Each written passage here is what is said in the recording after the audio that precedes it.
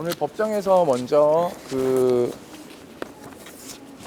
재판장께 말씀드린 내용을 먼저 말하고 의견서 전반에 대해서 말씀드리도록 하겠습니다.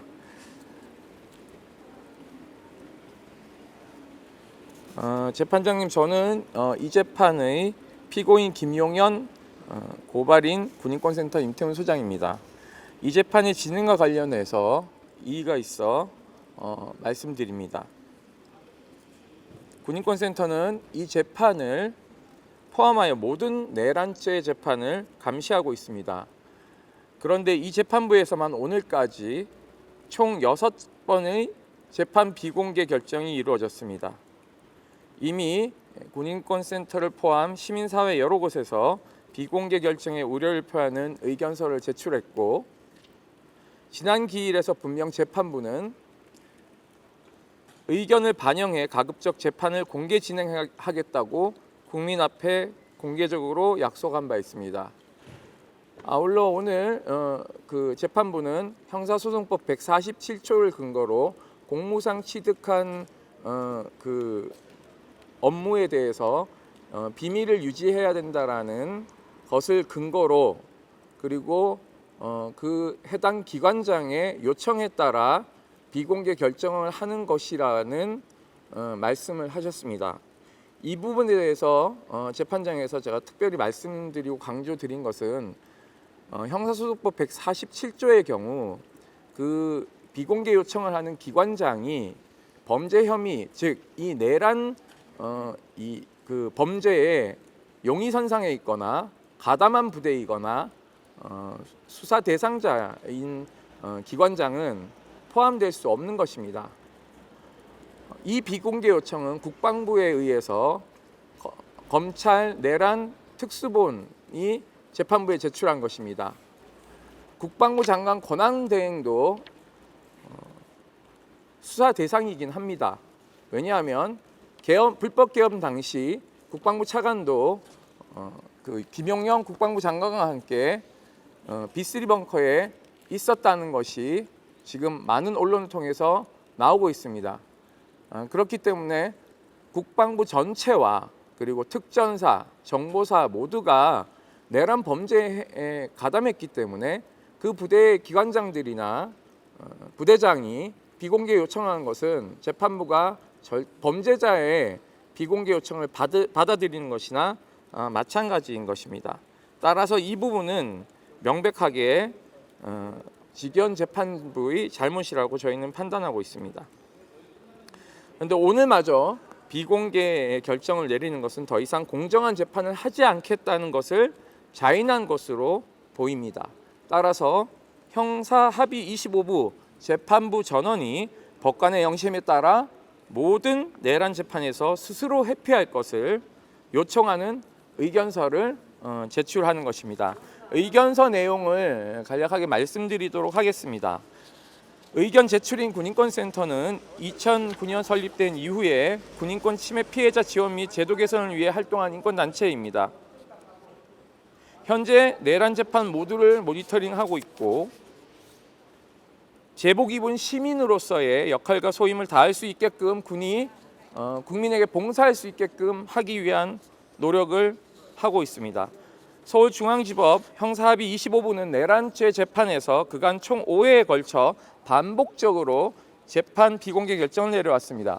군인권센터는 이미 내란죄 재판에서 국가안보를 이유로 무조건적이고 기계적인 비공개 결정이 이루어지지 않도록 수차례 재판 비공개 중단과 헌법상 권리 침해 방지를 위한 의견서를 제출하였습니다. 다른 모든 재판과 마찬가지로 내란죄 재판 역시 공개 원칙 하에 공정하게 투명하게 이루어져야 함은 당연한 것입니다. 2025년 5월 14일 서울중앙지법 2024년 고압 1522 김용현 사건 기일 진행 당시 직위원 재판장은 법정에서 국민의 알 권리 보장을 위해 가급적 재판을 공개 진행하겠다고 국민 앞에 약속한 바 있습니다. 그러나 바로 다음 기일인 오늘 다시 재판을 비공개 결정을 내림으로써 국민과의 약속을 헌신짝처럼 내다버렸습니다. 그간 형사합의 25부는 전무후무한 자의적 법령 해석으로 내란죄 피고인 윤석열을 후속 취소 결정했고 각종 특혜를 허락했으며 위헌위법적으로 연이어 재판을 밀실해서 비공개로 진행하며 국민들로부터 공정성을 의심받아 왔습니다.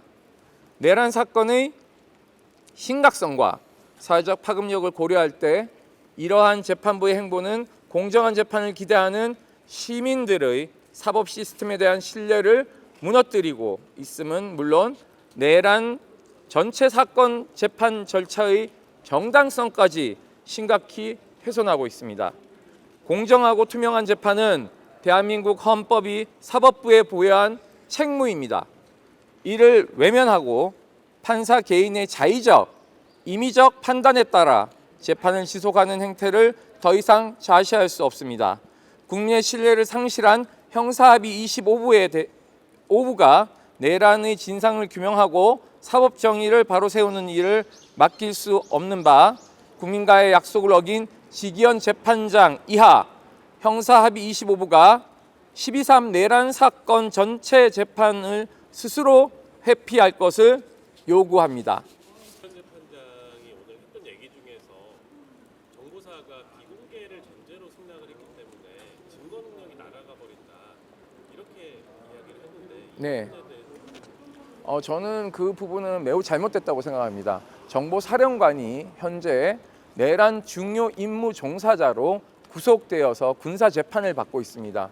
그렇다면 정보사에 누가 도대체 비공개 요청을 했다는 것인지 그 사람이 누구인지를 정확하게 판단해야 되는 것이고 정보사령부 전체가 내란에 동원됐기 때문에 그러한 결정을 할 수 있는 사람은 정보사령부에 존재하지 않습니다.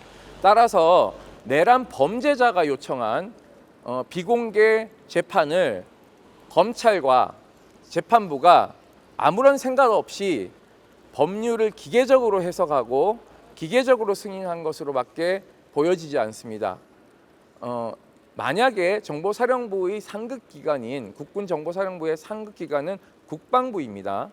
국방부 장관 직무대행이 그 같은 요청을 했다 하더라도 국방부 장관 직무대행 김선호 차관도 역시 내란의 밤에 국방부 청사에서 국방부 장관과 함께 계엄 업무를 어떻게 수행했는지를 정확하게 지금 수사를 받지 않은 상태라서 이분 또한 내란죄 범죄 수사 대상자입니다. 따라서 범죄 수사를 받아야 할 사람과 또는 용의선상에 있는 사람들의 국가 안보의 뒤에 숨어서 본인의 죄를 덜려고 하는 것에 일조하고 있는 것은 아닌지 또는 드러나지 않은 증거들이 국민들에게 더 이상 또 알려지는 것이 또는 검찰이 기소나 수사를 제한적으로 한 것은 아닌지를 의심하거나 감시할 수 있는 기능들을 원천봉쇄하고 있기 때문에 이 비공개 재판은 명백하게 법을 자의적으로 해석하고 위법적으로 헌법을 유린하고 있다고 저는 생각하고 있습니다. 비공개로 전제로 지금 승낙을 하면서도 왜 그런지 뭐 설명은 전혀 그리고 오늘 검사가 일부 조금 얘기는 하긴 했습니다만 부대의 위치나 하는 일 등 이런 것들이 알려지면 안 된다라는 것입니다. 그렇다면 그런 질문을 안 하면 되는 것이고요. 국민들이 알고 싶은 것과 언론이 취재하고 싶은 것은 내란의 밤에 이 정보사가 어떤 불법 행위를 했느냐, 즉 내란에 어떻게 동원되고 이 범죄 행위에 가담해서 무엇을 했느냐가 궁금한 것이지 그들의 고유 업무인 북파 공작 사업이나 영상 감시 그리고 북한에 대한 도감청 업무 이런 것들이 저희는 궁금하지 않습니다. 그리고 이러한 고유 업무는 이 재판에서 현출될 일도 없고 현출되어서도 안 되는 것입니다. 그렇기 때문에 특히 블랙 요원들이 요인들을 납치, 살해하려고 한 것은 아닌지에 대한 부분을 명확하게 질문하고 그 질문에 대해서 듣고 국민들이 저는 알아야 된다고 생각합니다. 노상원 수첩에 따르면 500명이 수거 대상으로 되어 있지만 더 정확히 뜯어보면 500명을 수거한 이후에 5,000명에서 10,000명까지 수거해서 배를 어떻게 태워서 어디로 보내고 심지어는 백령도로 너무 많이 가면 안 되니까 제주도로 보내면서 침몰시켜서 수사를 받지 못하게끔 하는 것.